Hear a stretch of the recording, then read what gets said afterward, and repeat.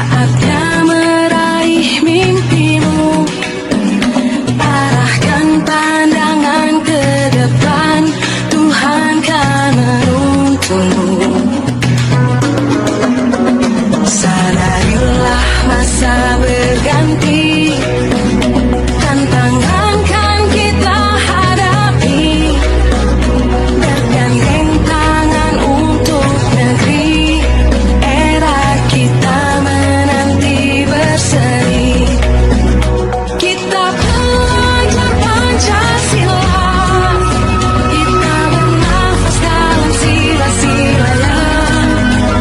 Kita pelajar Pancasila. Assalamualaikum warahmatullahi wabarakatuh. Waalaikumsalam. Bismillahirrahmanirrahim. Alhamdulillahirrahmanirrahim. Sebelumnya saya ingin mengucapkan terima kasih kepada rekan-rekan atas kehadirannya. Mungkin pada saat ini rekan-rekan memiliki aktivitas yang lain, tapi hari ini rekan-rekan memberikan kesempatan kepada saya untuk saya akan menyampaikan tentang penerapan budaya positif di sekolah. Tujuan daripada diseminasi ini salah satunya adalah bukan saya ingin menggurui, tidak, tapi di sini tujuannya adalah sekedar untuk mensosialisasikan kepada terutama rekan sejawat saya, teman-teman saya di sini, teman-teman yang saya banggakan, teman-teman guru-guru yang hebat, terutama ya. Kita langsung saja ya. Nah, budaya positif di sini. Apa sih budaya positif itu? Kenapa harus ada kata budaya positif? Nah, di sini ada sedikit paparan bahwa mengenai budaya positif di sini. Budaya positif merupakan sebuah nilai-nilai yang menjadi keyakinan dan pada akhirnya menjadi karakter atau ciri khas dari sebuah komunitas atau lembaga. Nah, budaya positif ini perlu diterapkan, perlu didesainkan, perlu dituliskan, karena di sini ada sedikit menjadi keyakinan. Keyakinan itu sifatnya spiritual. Keyakinan itu tidak bisa kita ketahui karena secara konteksnya kalau masih berupa keyakinan ada berupa stigma ya antara peraturan dan keyakinan. Kalau peraturan itu sifatnya eksternal. Nah, kalau keyakinan itu internal. Jadi kalau sudah berbentuk keyakinan, itu akan tercipta meskipun secara sadar maupun tidak sadar, itu akan berjalan dengan secara sendiri. Dan itu akan menjadi sebuah karakter, kebiasaan. Sesuatu yang dibiasakan itu akan menjadi sebuah karakter. Nah, budaya positif di sini maksudnya adalah untuk melakukan suatu kebiasaan-kebiasaan yang baik melalui disiplin positif diantaranya. Ya, karena penciptaan disiplin positif ini diantaranya bukan hanya sekedar dilakukan oleh kita sebagai pengajar, tapi juga terutama untuk peserta didik. Karena pada prinsipnya bahwa sekolah itu kita harus berpusat kepada murid. Murid yang kita hadapi, anak didik yang kita hadapi, ini merupakan cerminan bangsa kita di masa yang akan datang. Ya. Kita lanjut di sini. Untuk menciptakan budaya positif di sini, saya akan menyampaikan beberapa prinsip ya. Mohon maaf karena saya matanya kurang ini, bisa positif bilang sendiri ya. Terus ini aja, sudah kebaca, nggak usah nggak apa-apa. Di sini untuk menciptakan budaya yang positif di sekolah, guru hendaknya mampu berusaha menciptakan pembelajaran yang nyaman dan menyenangkan. Terutama menyenangkan di sekolah ya. Karena budaya positif dapat mendorong murid untuk mampu berpikir dan bertindak secara mencipta sebagai proses memerdekakan dirinya sehingga murid lebih mandiri dan bertanggung jawab. Nah, endingnya di sini adalah mandiri dan bertanggung jawab. Nah, proses itu kita tidak bisa membiarkan atau melakukan hal-hal berupa kebiasaan-kebiasaan saja ya. Tapi kita juga perlu membuat sebuah kalau misalkan di lembaga pendidikan ada sebuah kegiatan yang memang harus terprogram ya. Salah satunya adalah kalau misalkan kita ingin menciptakan suatu kegiatan yang baik, kegiatan yang berpihak kepada murid, tentunya kita harus menciptakan dulu pembelajaran tidak mungkin atau mustahil kita bisa menyampaikan sebagus apapun materi yang akan kita sampaikan kepada peserta didik, tapi kalau suasananya tidak nyaman, tidak menyenangkan, saya yakin itu tidak akan bisa diterima dengan baik oleh peserta didik. Oleh karena itu, salah satu untuk menciptakan budaya positif nanti ke depannya adalah ada kesepakatan dan sebagainya. Nah, kita buat dulu rasa nyaman dan menyenangkan. Makanya kalau dalam setiap pembelajaran kita selalu membuat kesepakatan kelas ya. Di antara salah satunya adalah pembelajaran yang menyenangkan. Karena apa? Karena pada prinsipnya orang-orang yang merasa bahagia, orang-orang yang merasa bahagia itu apabila kita melakukan sebuah aktivitas ini akan berjalan secara di luar atau secara internal. Ya tadi sudah menjadi sebuah keyakinan tanpa disuruh, tanpa paksaan. Ya, itulah artinya dari kata merdeka yang tadi ya. Merdeka di sini adalah salah satu tadi. Jadi ketika dia sudah membentuk sebuah keyakinan, maka rasa merdeka dirinya itu akan muncul. Merdeka untuk berpendapat, merdeka untuk mengemukakan hal-hal yang bersifatnya internal yang yang ada pada peserta didik. Kemudian juga merdeka dari perintah. Kenapa peserta didik harus merdeka dari perintah? Nah, salah satunya tadi, kalau misalkan yang namanya peraturan itu secara eksternal, kalau sudah terbentuk sebuah keyakinan itu lahir dari secara internal. Nanti akan masuk ke motivasi manusia. Baik, kita lanjut.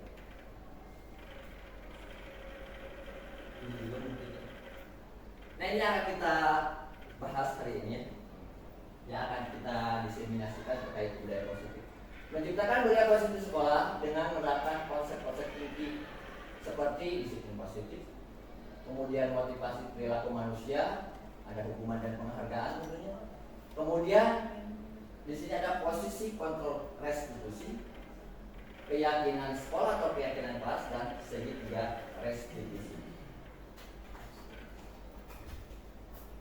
Mohon maaf saya ganti dulu ininya. Nah, agenda hari ini, agenda diseminasi hari ini ada satu, pembukaan dan perkenalan. Tadi saya sudah membuka sekaligus perkenalan. Kemudian di sini ada diskusi pemantik, tanya jawab dan eksplorasi konsep. Kemudian ada refleksi akhir.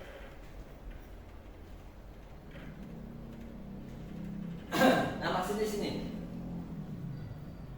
bahwa untuk kedepannya, bahwa yang namanya budaya positif, di sini kita akan menciptakan lingkungan yang aman dan nyaman berbasis disiplin positif di sekolah, akan berdampak secara maksimal pada perkembangan dan pembentukan karakter peserta didik.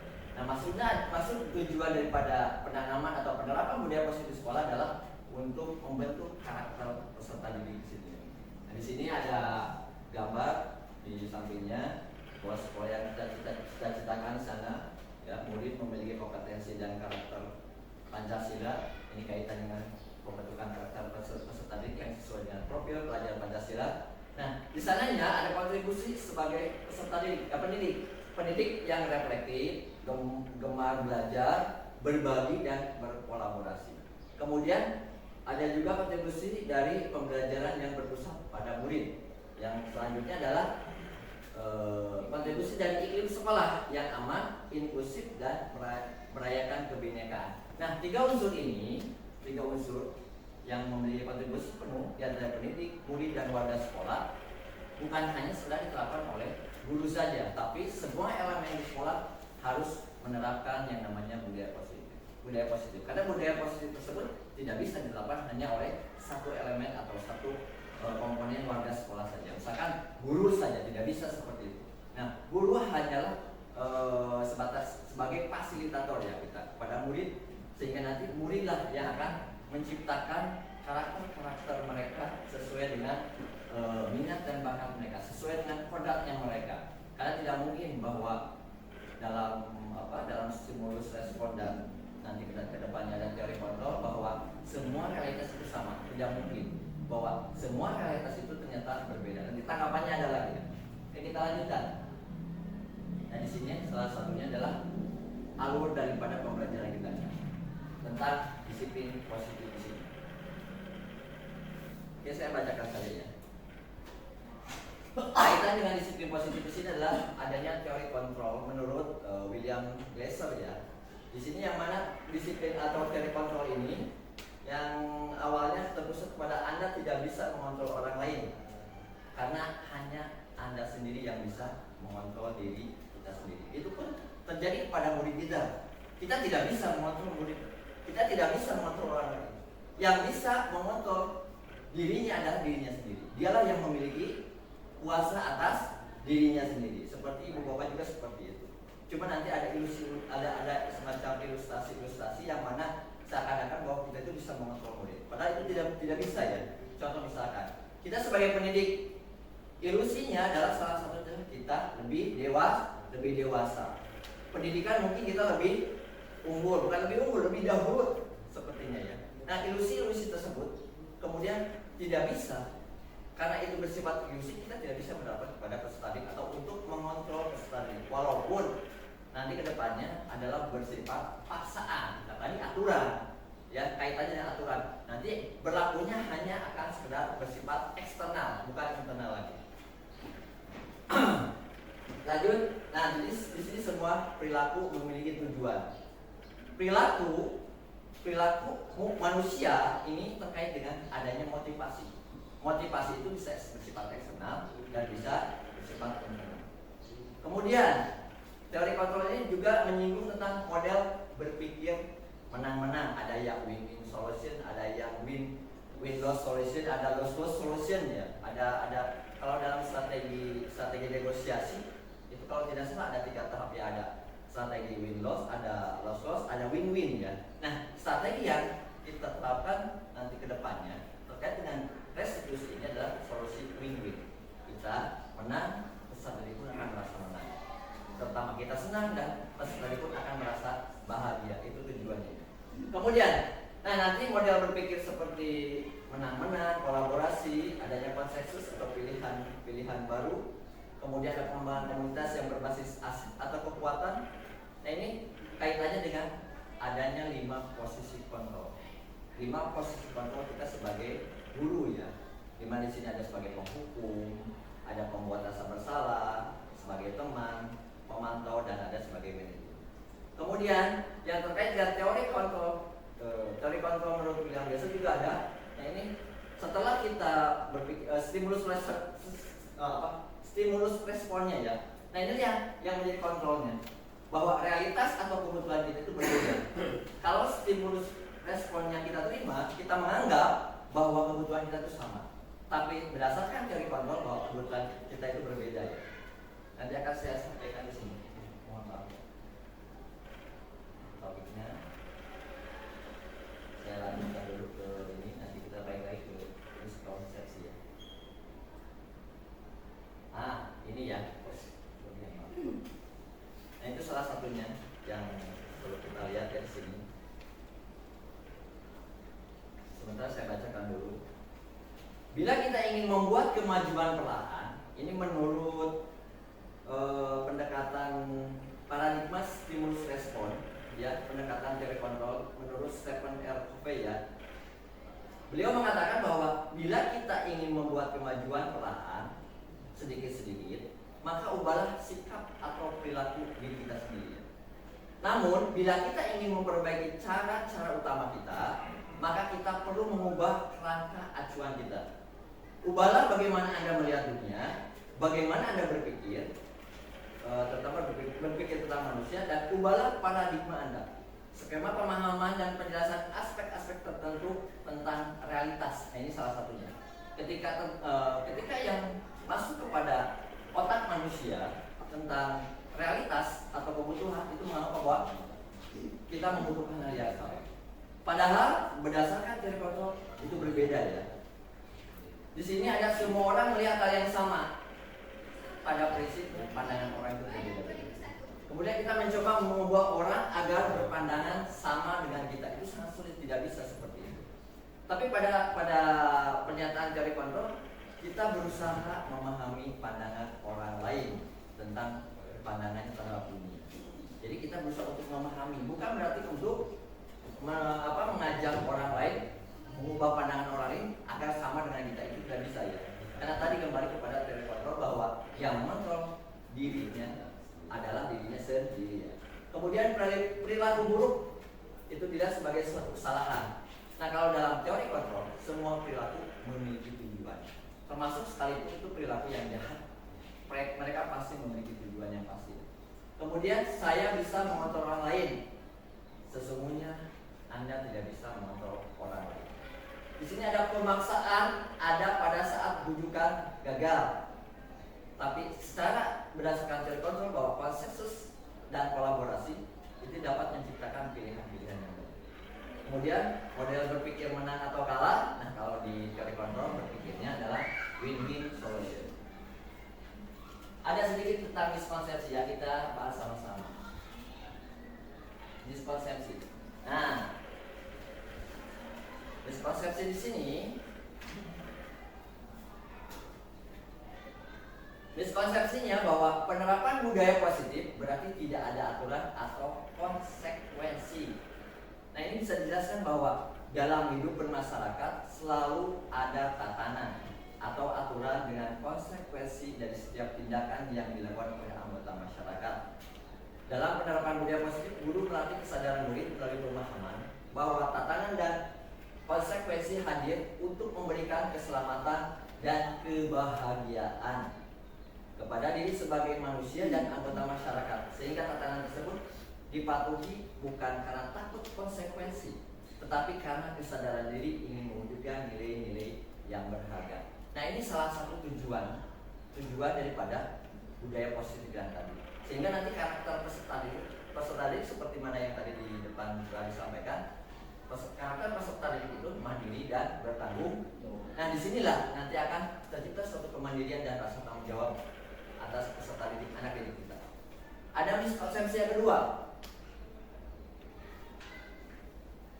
Nah di sini miskonsepsinya, dengan membuat keyakinan kelas dan ditempelkan di depan kelas, maka sudah cukup.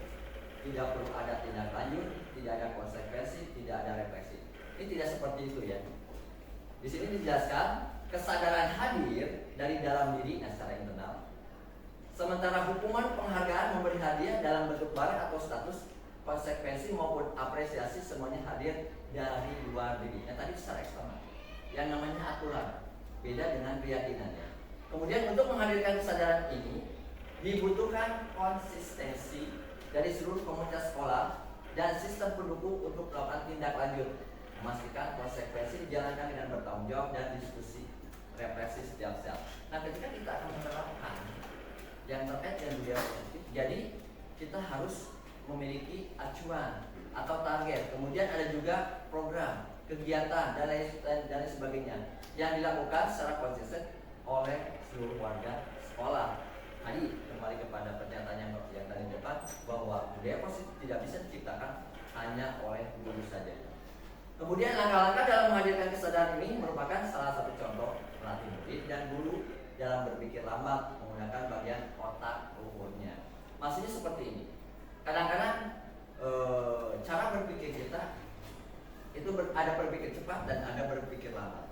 Kenapa? Kadang-kadang tapi ketika kita berusaha untuk berpikir cepat, tapi kadang-kadang berpikir cepat itu tidak memberikan solusi apa-apa. Nah, kita dianjurkan untuk sedikit berpikir lambat. Artinya meskipun kita berpikir lambat, tapi kita mencoba untuk satu menganalisis, mengidentifikasi dulu seperti itu, kemudian menganalisis sehingga muncullah alternatif solusi. Berpikir lambat bukan berarti lemot atau berpikiran yang slow responnya, bukan seperti itu. Tapi berpikir lambat kita untuk menstimulasi ya, atau menstimuli lah, atau merasa otak kanan kita untuk menyampaikan konsep-konsep yang ada kaitannya dengan kesadaran emosional nanti ke depannya. Oke, kita lanjut ke konsepsi yang berikutnya. Semua masalah yang berkaitan dengan budaya positif diselesaikan dengan restitusi. Kemarin saya mengikuti salah satu pembahasan dari rekan saya ya, salah satu TGP ada yang bertanya tentang kaitan yang berkaitan dengan melanggar undang-undang apakah bisa diselesaikan secara restitusi. Nah, disinilah penjelasannya ya. Segitiga restitusi merupakan salah satu pendekatan disiplin positif untuk menyelesaikan permasalahan siswa terkait pelanggaran aturan. Pendekatan ini menekankan pada dialog, tanggung jawab, pemulihan, alih-alih daripada alih-alih hukuman.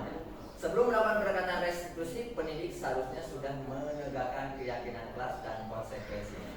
Namun jika keyakinan kelas dan konsekuensi pun sudah tidak efektif, maka restitusi adalah pilihan terbaik. Penting untuk diingat ya bahwa segitiga restitusi tidak selalu tepat untuk semua kasus. Nah, ini salah satunya adalah apa yang kemarin permasalahan yang diajukan ketika pasien mengikuti diseminasi dengan rekan saya.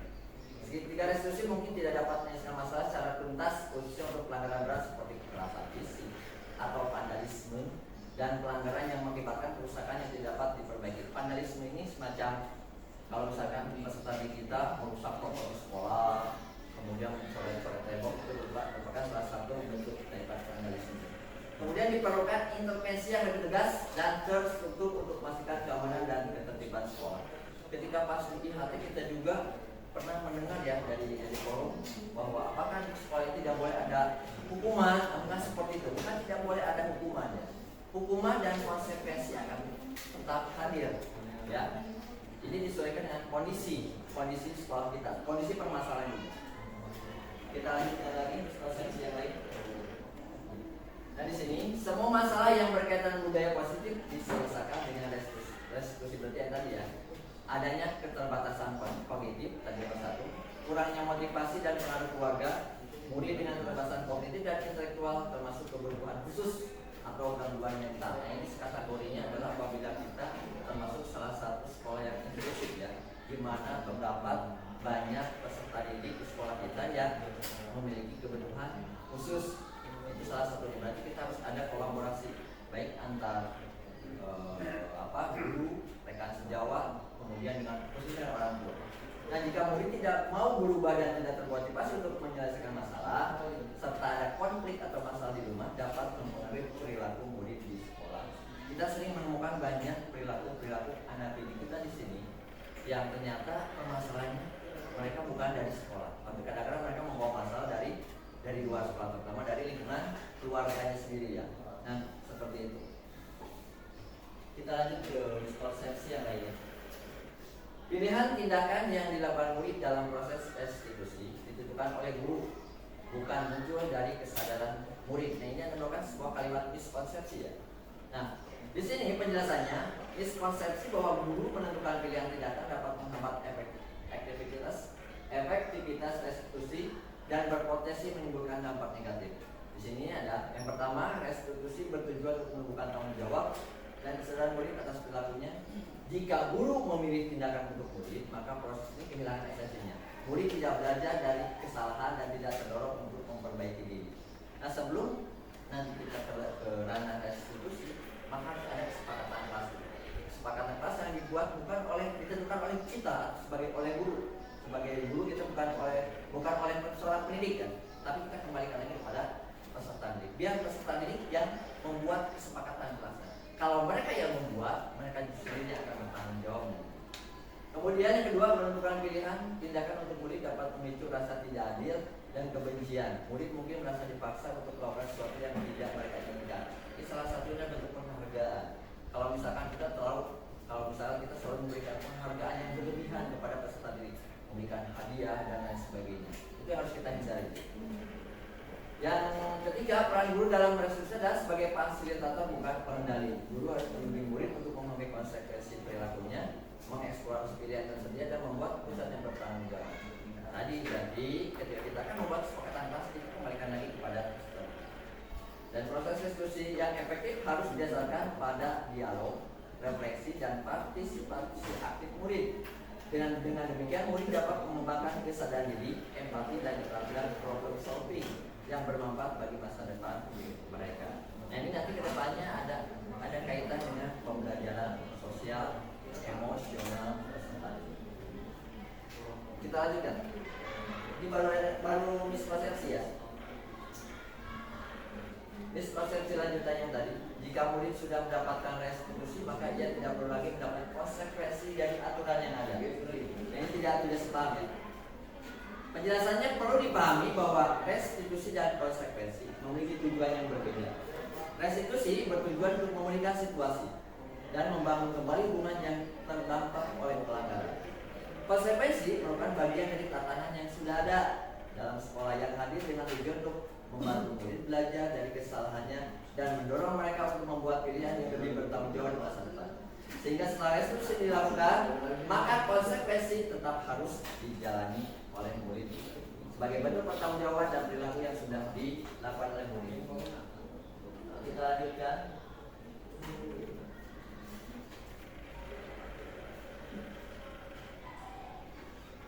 Nah di sini ya, mohon maaf, saya pindah ke sini dulu. Ibu bapak boleh menyatakan setuju dan tidak setuju. Hukuman di sekolah dapat mendisiplinkan anak. Setuju atau tidak?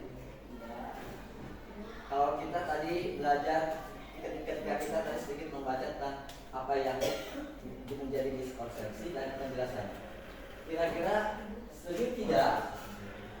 Hukuman di sekolah dapat mendisiplinkan anak. Setuju tidak? Saya punya pandangan lain. Silakan. Kalau dilihat dari sudut pandang tadi Pak ya, anggap ini kan untuk menumbuhkan apa ya, karakter. Sebenarnya sekolah tidak jangan menggunakan hukuman terhadap anak. Tapi saya setuju dengan pendapat Bapak yang ada ini Pak. Baik itu hukuman, konsekuensi atau restitusi itu dapat diberlakukan tergantung daripada permasalahannya. Jadi kalau saya melihat sih Pak, saya mengikuti beberapa diseminasi, kebanyakan itu harus menghilangkan hukuman. Nah, Tapi saya sendiri tidak sependapat Pak. baik. Karena hukuman itu baik konsekuensi atau restitusi itu harus ada, tetapi ranahnya saja. Betul. Di mana penempatannya. Betul. Nah, kalau dilihat dari nomor 1, hukuman sudah dapat didisiplinkan anak atau tidak gitu Pak ya. Saya setuju. Oke, Tapi baik. mungkin kalau masalah seperti apa yang harus diberikan hukuman. Oke, baik. Ya, terima kasih Pak Yusri ya. Nah, di sini kita kembali ke teks. Hukuman di sekolah dapat mendisiplinkan anak. Saya menanyakan setuju atau tidak? Setuju. Setuju. Oke. Di sini pemberian hukuman dengan hal positif seperti membaca atau membersihkan halaman sekolah dapat meningkatkan disiplin anak. Setuju atau tidak? Tidak setuju. 3. Memberikan penghargaan dapat meningkatkan motivasi belajar. Setuju. Setuju. Membuat anak merasa bersalah memberi dampak lebih ringan dibanding menghukum. Tidak setuju. Tidak setuju. Oke. Baik, kita akan ulas kembali ke belakang ya. Tadi apabila hal tersebut adalah ada yang setuju dan ada yang tidak. Nah, di sini dulu disiplin dulu ya. Apa makna disiplin di sini? Kalau dari bahasa Yunani, disiplin itu berasal dari bahasa Yunani artinya yang berarti disiplina ya. Disiplin itu artinya murid. Kalau dalam bahasa Inggris disciple itu adalah pengikut. Jadi di sini kalau diartikulasikan, kalau didefinisikan bahwa disiplin itu merupakan salah satu proses atau suatu langkah, bisa dikatakan seperti itu, untuk apa? Untuk istilahnya langkah-langkah untuk bukan mensiplin ya, tapi untuk apa istilahnya? Saya jadi lupa nih. Saya ngeblank ini bener ya. Disiplin itu salah satunya adalah untuk meningkatkan sebuah komitmen dalam diri manusia untuk fokus pada sesuatu yang akan dijalankan. Nah, di sini ada salah satu beberapa murid Socrates dan Plato ya, yang dikaitkan dengan masalah disiplin. Di sini juga disiplin itu membuat orang yang menggali potensinya menuju sebuah tujuan apa yang dihargai. Namun dalam budaya kita, makna kata disiplin telah berubah menjadi sesuatu yang dilakukan seseorang pada orang lain untuk mendapatkan kepatuhan. Berarti ada pemaksaan dong yang tadi ya. Kemudian kecenderungan umum adalah menghubungkan kata disiplin dengan ketidaknyamanan, bukan dengan apa yang kita hargai ataupun pencapaian suatu tujuan mulia. Betul ya, kalau kita memaksakan anak disiplin itu akan terjadinya seperti tadi ya, ketidaknyamanan, bahkan bukan kepatuhan, tapi justru sebaliknya. Kenapa? Tadi ketika dipaksakan bukan sebuah kesadaran, nah yang namanya juga terpaksa, maka dia pun akan ada hal-hal yang bersifat motivasinya dari luar. Salah satunya takut kena teguran, takut kena hukuman, mengharapkan imbalan dan lain sebagainya. Nah, itu antara hukuman dan penghargaan itu dalam teori motivasi itu harus dijaga. Sedangkan secara intrinsik merupakan kesadaran yang menjadi sebuah keyakinan sebagaimana halnya sebuah spiritualitas yang ada dalam diri kita. Ketika spiritual yang bersifat abstrak itu, yang hakikinya adalah sebuah kebenaran, ketika akan disampaikan kepada orang lain, kepada seseorang, itu membutuhkan suatu mekanisme atau jalan. Ya tidak mau tidak ya kita menggunakan mulut kita, lisan kita, tulisan kita. Meskipun pada dasarnya panca indera kita itu sebagian besar seperti ada filsafat dari barat menyatakan bahwa panca indera kita itu sebenarnya banyak berbohong. Salah satu contoh kasus seperti ini. Ketika kita melihat pesawat terbang, besar apa kecil? Kita melihat di atas pesawat terbang, besar apa kecil? Kecil. Tapi pada kenyataannya, bukankah panca indera kita berbohong masa kita melihat pesawat? Dengan sesuai kenyataan, apa yang membohongi panca indera kita? Ketika kita malam hari, kita bangun tengah malam, terdengar suara jam. Tapi kenapa setiap hari kita tidak mendengarkan suara itu? Berarti bohong dong pendengaran kita. Nah, ada yang membohongi panca indera kita. Kalau tadi ketika kita melihat pesawat yang kecil di atas tapi kenyataan besar, yang membohongi panca indera kita adalah jam. Sedangkan ketika malam hari kita mendengar suara jam, sedangkan siang hari kita tidak bisa mendengar, berarti ada yang membatasi, yaitu kesenian yang namanya itu.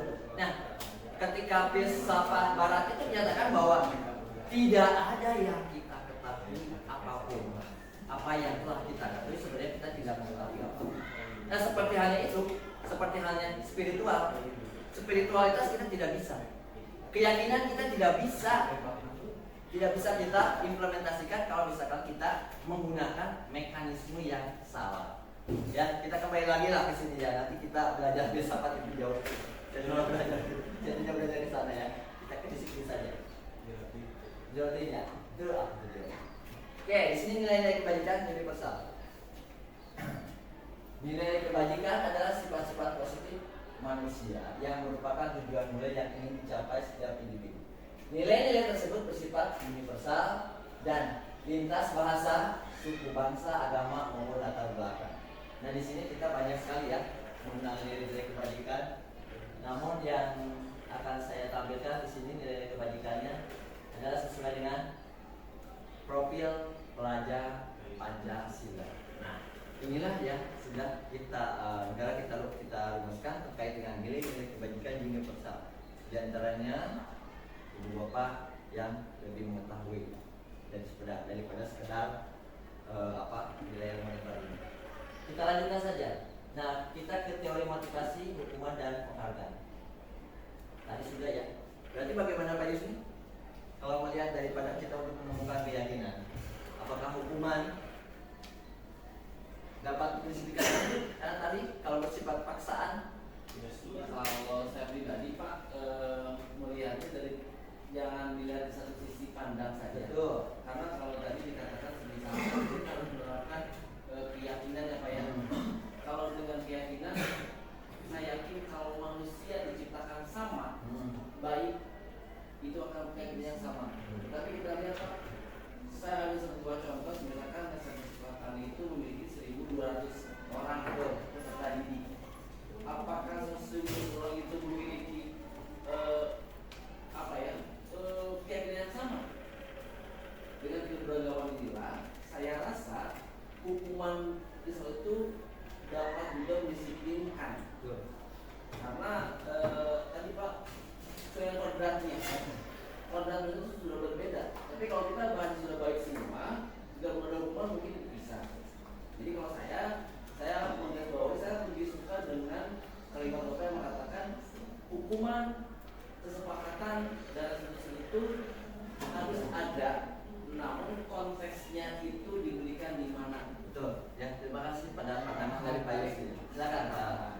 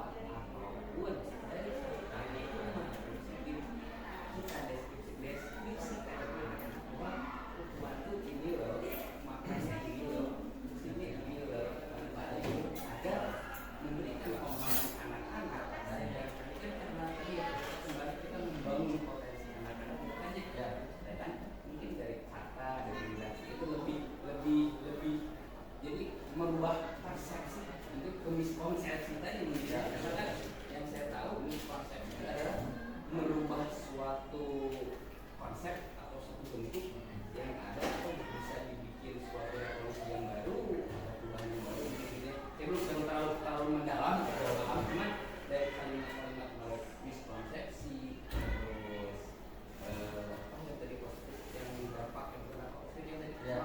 itu memang ada banyak pertanyaan sebenarnya banyak pertanyaan dari beberapa tema banyak pertanyaan kembali lagi jadi siang mungkin saya setuju semua sih Pak. Baik, terima kasih Pak Saya Yusuf. sedikit Pak Arif. Silakan. Kalau lihat dari pertanyaan di sini dengan pemaparan yang Bapak berikan barusan, hukuman sekolah dalam pendisiplinan anak. Jawabannya dari pemaparan saya anggap ini tidak setuju. Betul. Karena hukuman tidak dijadikan satu buah. Betul. Tapi kalau dilihat ini ada hukuman, konsekuensi dan restitusi. Kalau saya dibaca hukuman dan konsekuensi itu adalah satu kesatuan yang ada di dalamnya. Setiap konsekuensi pasti ada hukuman. Ya, Pak ya? Betul. Jadi kalau lihat dari pertanyaan, hukuman semua dapat didisiplin anak. Saya rasa kalau dilihat dari pemaparan tidak setuju. Tapi kalau jawaban pribadi saya setuju. Ya. Menjalani. Baik, terima kasih ya Pak Yusuf, Pak Iris. Pada prinsipnya tadi kita kembali kepada miskonsepsi yang tadi ya, bahwa miskonsepsi itu benar, tapi belum benar. Miskonsepsi itu benar, konsep itu sudah benar, pernyataan itu sudah benar, tapi ketika kita menjalankan itu belum tentu bisa berjalan. Karena tadi bahwa benar itu belum tentu bijaksana. Nah, hukuman itu benar untuk bersifat anak, tapi belum tentu bijaksana. Tadi kita kembali kepada kondisi dan permasalahan itu ya. Baik, kalau dari pemaparan yang tadi di awal berarti judulnya setuju. Tapi konteks yang lain kalau misalkan ketika kita terjadi sesuai dengan kondisi dan permasalahan yang berbeda, ini seperti itu Pak Yusuf. Terima kasih Pak Yusuf. Contoh yang kecil aja Pak, kalau mohon maaf ini yang tidak mulai sekolah, anak terlibat dari tindakan penyalahgunaan narkotika. Narkoba. Apakah dengan restitusi itu bisa berjalan? Saya rasa tidak. Makanya ada hukuman di sana. Contoh hukumannya adalah mengeluarkan. Ya. Tapi kalau kita melakukan dengan restitusi saja, mungkin tidak akan mungkin. Nah, seperti hal mana yang tadi telah saya sampaikan bahwa restitusi tidak ada kaitan dengan pelanggaran yang bersifat. Tadi kan di diskusi ada ya, Iya. tidak ada kaitan. Jadi restitusinya ada tadi untuk menjembatani kita sebagai fasilitator akan menjembatani melalui restitusi tadi. Apakah hukuman atau konsekuensi yang nanti yang akan diterapkan ke depan.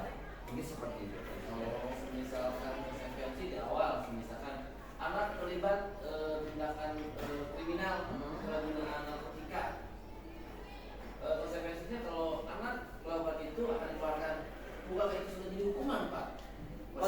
Betul. Konsekuensi itu menimbulkan hukuman, Pak. Menimbulkan hukuman. Jadi ketika kita menyampaikan sebuah konsekuensi itu akan menjadi hukuman. Mau tidak mau harus diterapkan, ya. Jadi tidak selamanya bahwa segala suatu permasalahan di sekolah itu diterapkan restitusi. Tidak seperti itu. Tadi sudah disampaikan di pemaparan miskonsepsi ya. Kita lanjutkan saja. Sebentar ya. Ada beberapa hal. Nah, ini saja Kak. Mau baca tuh Ibu Bapak? Oke. Iya, pernyataan banyak. Ya. Pertanyaan. Coba ingat aja. Ada saya sudah aja. Tadi kan saya jawabnya seperti itu. Oke, di sini mencatat 100 kali di dalam buku kalimat saya tidak akan terlambat lagi karena terlambat ke sekolah ini hukuman atau konsekuensi? Hukuman atau konsekuensi? Hukuman. Oke, lari mengelilingi lapangan basket 2 kali karena terlambat hadir di sekolah. Hukuman atau konsekuensi? Hukuman. Murid diminta untuk push up 15 kali karena tidak menggunakan masker. Hukuman. Menggantikan kertas tugas teman yang telah dicoret-coret. Konsekuensi. Membersihkan tumpahan air di meja tulis karena tersenggol pada saat belajar. Konsekuensi. Meminta murid tidak mengenakan sepatu sehari di sekolah karena tidak menggunakan sepatu hitam. Hukuman. Yang terakhir lari mengelilingi lapangan basket 2 kali karena terlambat 10 menit. Hukuman. Baik, kita lihat. Hukuman. Jadi mencatat sekali dalam buku dan itu adalah hukuman betul. Lari mending lapangan basket 2 kali karena terlambat, hukuman juga sama. Murid diminta untuk push up, jelas hukuman. Karena hukuman itu nanti larinya ke bersifat fisik dari verbal ya. Kemudian menggantikan kertas tugas teman yang dicoret-coret, jelas konsekuensi ya. Membersihkan tumpahan air meja, konsekuensi. Meminta murid tidak menggunakan sepatu sandal sekolah karena tidak menggunakan pemerintah, itu hukuman juga. Yang terakhir, mohon maaf keterbatasan saya yang segala salah saya. Nah ini ada juga konsekuensi. Nah sebelum kita akan kembali ke permasalahannya, ke pemaparan materinya. Di sini ada kaitannya dengan tadi teori motivasi perilaku manusia.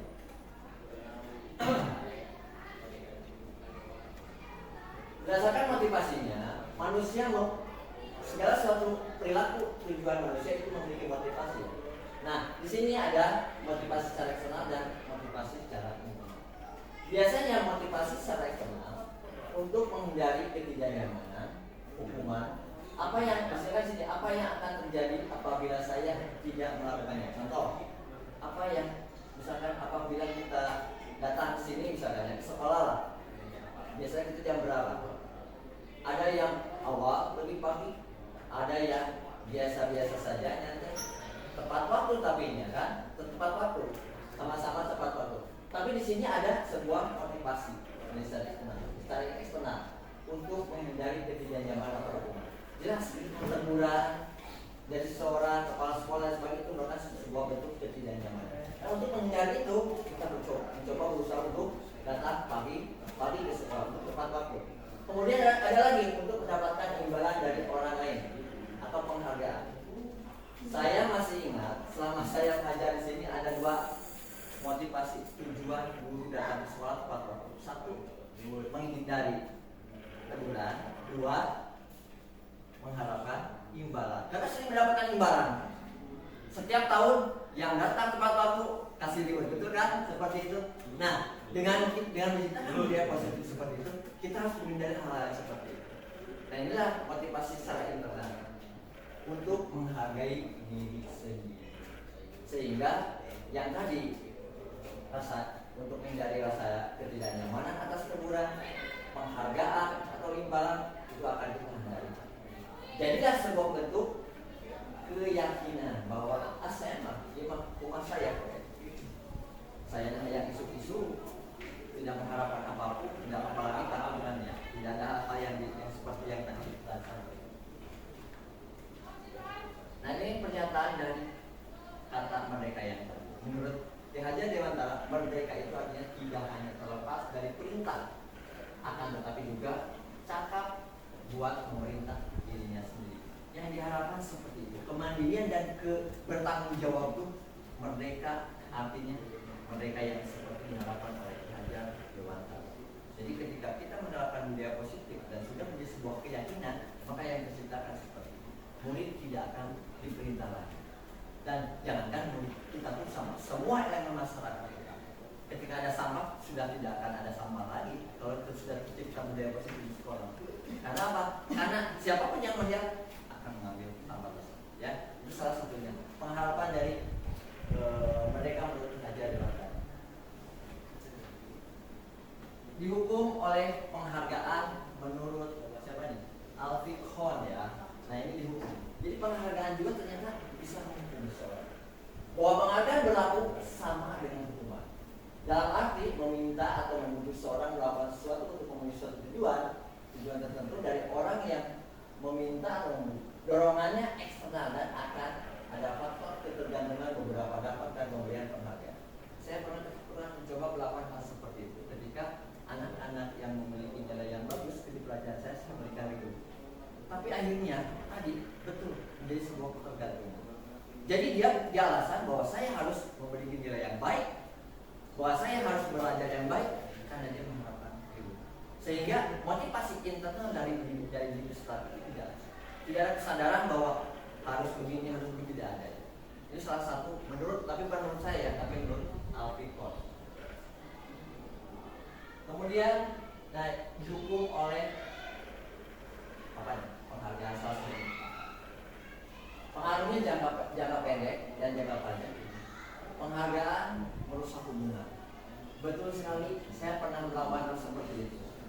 jalinan hubungan antar teman, Anda merasa adil dan diperlakukan adil dan tidak adil.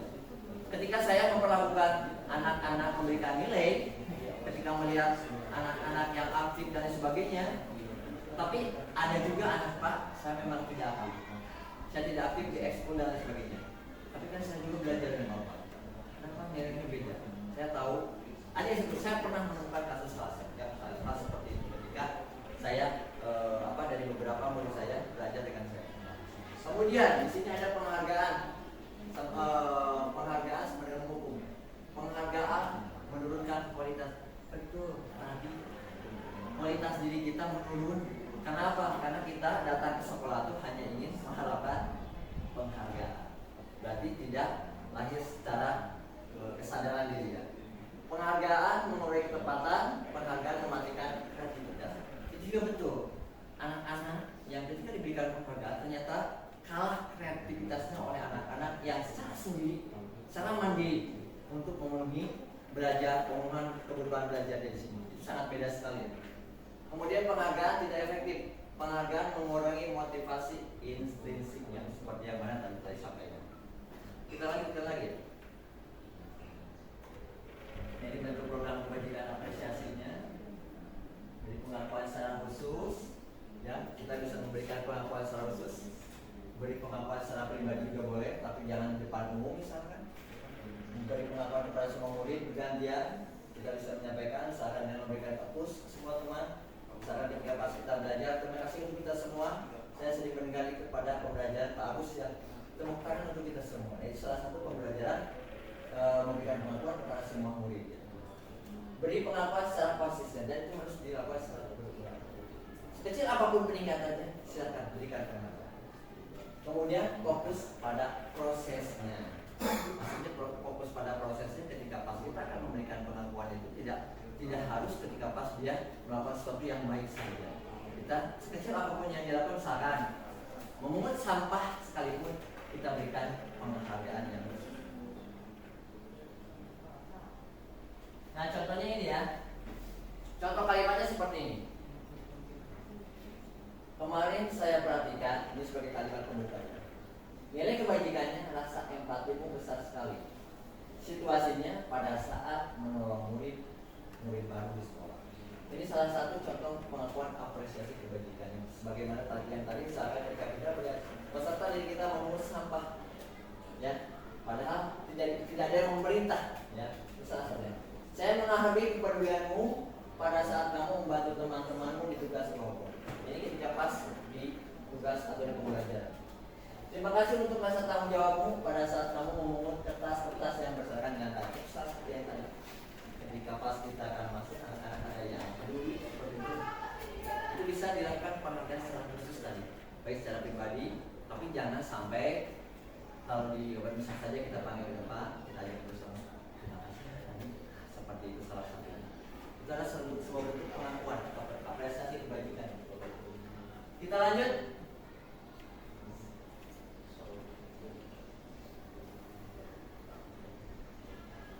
Mohon maaf. Baik, sampai silaturahmi Bapak. Soalnya Bapak lagi ya? Berapa? Ini. Baik, kajian jadi potong 50 menit. 50 menit, 10 menit lagi ya? Soalnya 10 menit juga. Nah inilah, apa itu restitusi ya? Kita bahas langsung ke restitusi. Mohon maaf. Terlalu panjang ngomongnya. Kita bahas ganti kerugian atau pembayaran kembali. Ini arti daripada restitusi ya secara jelasnya. Penjelasan bagian pembayaran yang masih tersisa atau penyisahan spontan pada yang ini arti restitusi secara artikulasinya secara bahasa. Nah kalau restitusi seperti ini menurut dosen yang tadi. Restitusi adalah proses menciptakan kondisi bagi murid-murid untuk memperbaiki kesalahan mereka sehingga mereka dapat kembali ke kelompok mereka dengan karakter yang lebih kuat. Nah ini masih seperti itu. Kemudian apa itu restitusi? Restitusi juga merupakan proses kolaboratif ya, yang mengajarkan murid untuk mencari solusi atas masalah mereka dan membantu tujuan mulia ya, dan bagaimana mereka memperlakukan orang lain. Nah ini ciri-ciri restitusi.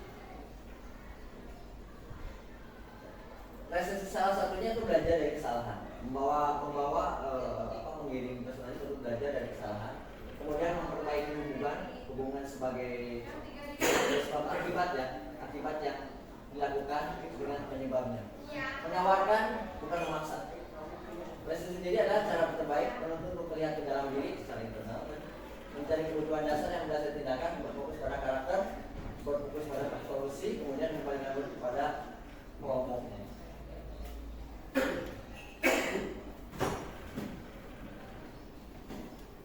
Nah ini, mengapa tidak peraturan saja?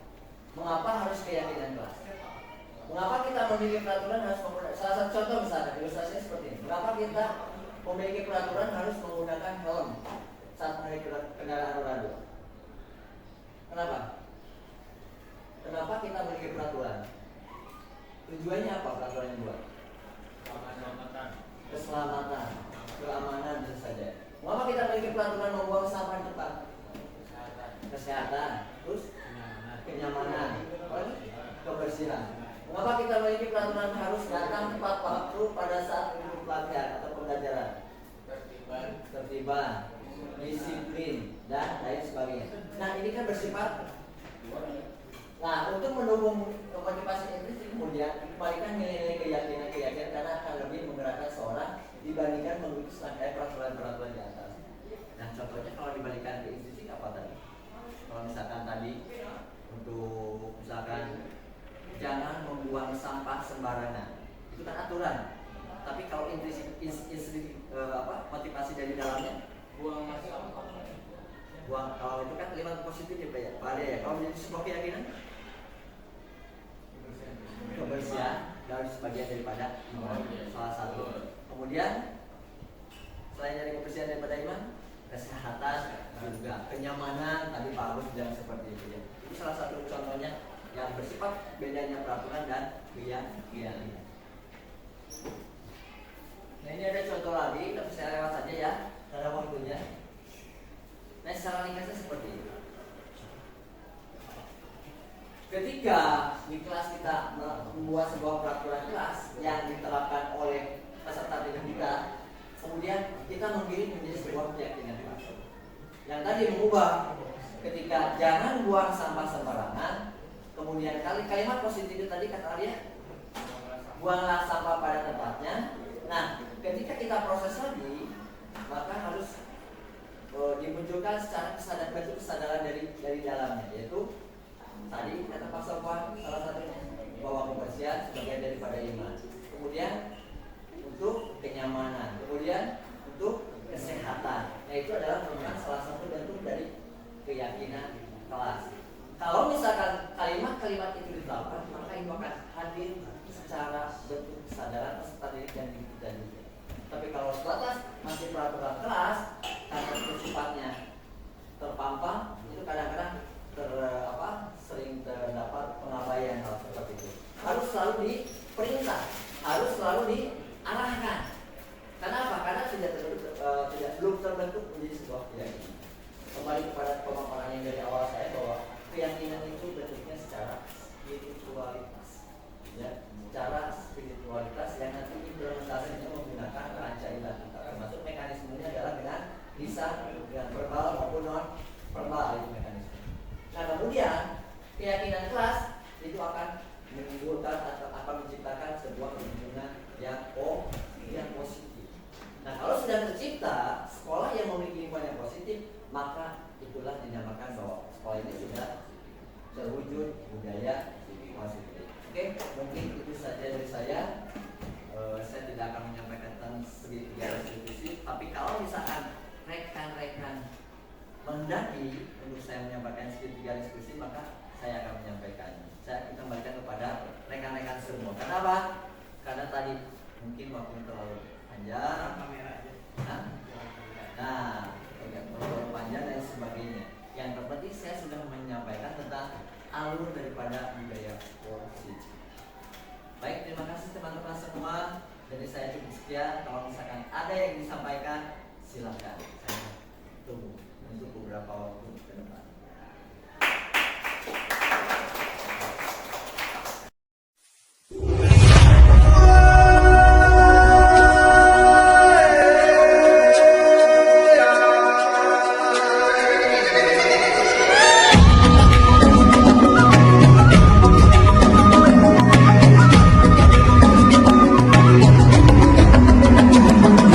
Dan bukalah matamu, saatnya meraih mimpimu.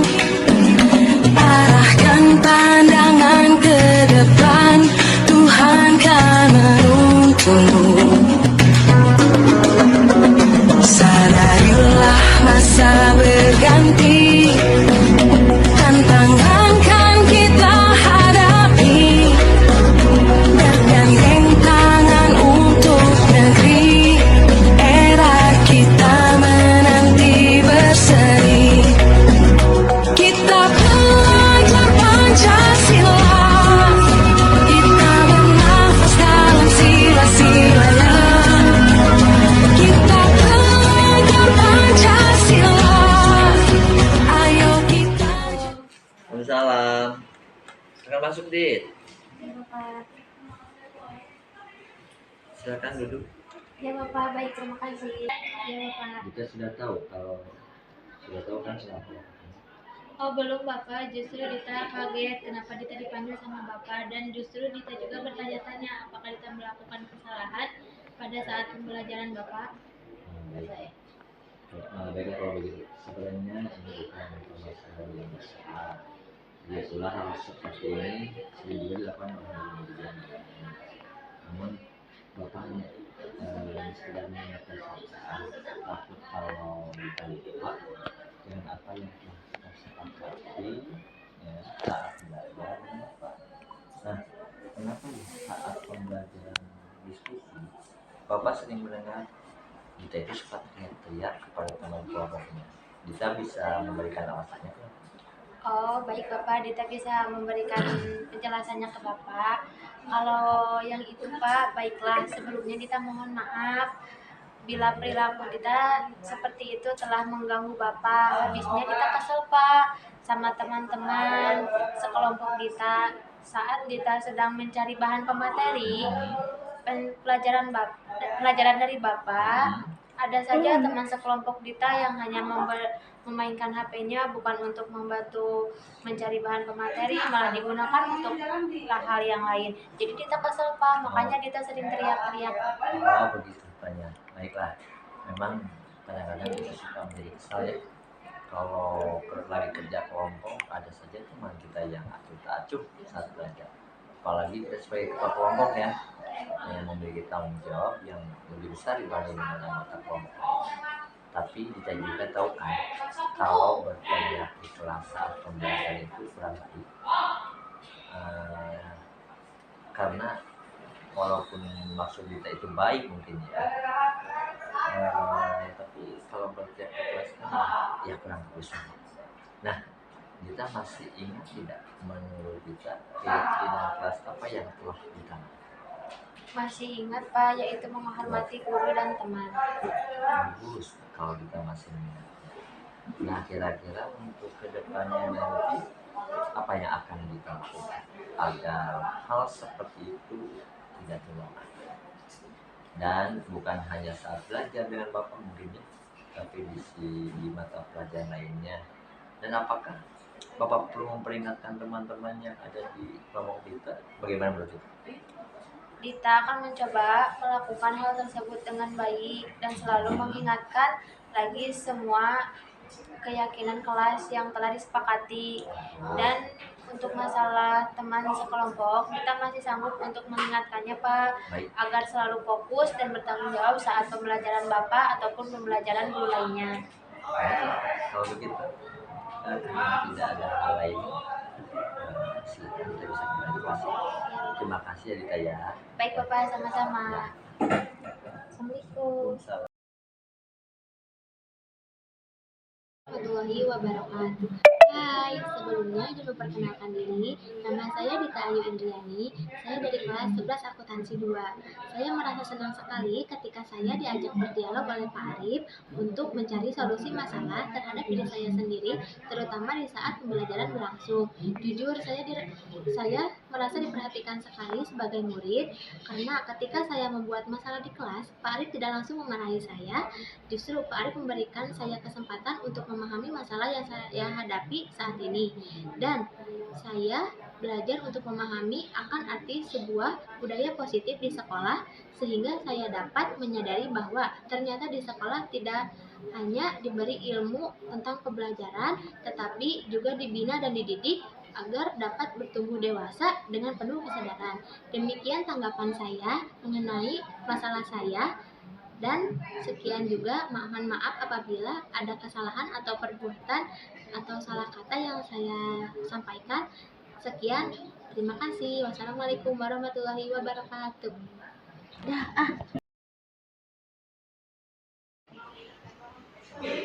Waalaikumsalam. Silakan masuk.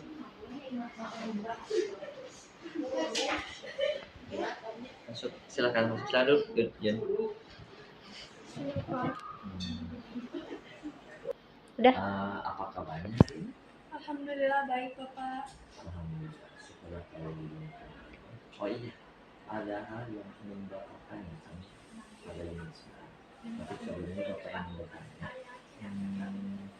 Sendiri tahu tidak yang terjadi? Oh, tidak tahu Bapak. Kenapa ya?